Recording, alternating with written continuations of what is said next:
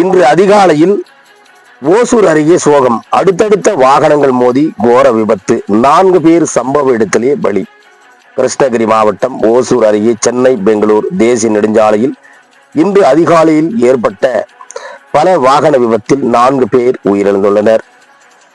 ஓசூர் அருகே தேசிய நெடுஞ்சாலையில் சென்று கொண்டிருந்த ஒரு கார் மீது பிக்கப் வேன் மோதி இதனால் கார் சாலையின் நடுப்பகுதியில் நின்றது.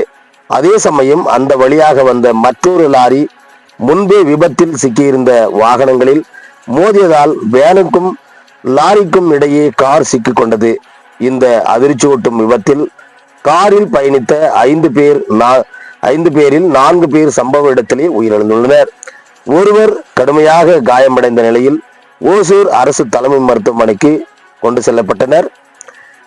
மீதி 4 பேர் உயிரிழந்துள்ளார்கள்.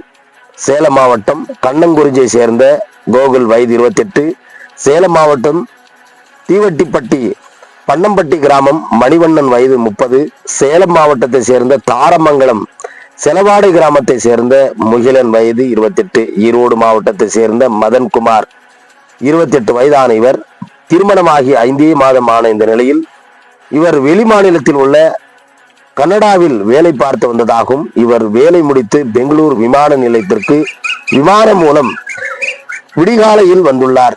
இவரை அழைத்து வருவதற்காக குறிப்பிட்டுள்ள 3 பேர் பெங்களூர் விமான நிலையத்தில் அழைத்து வருவதற்காகவும் சென்றுள்ளனர்.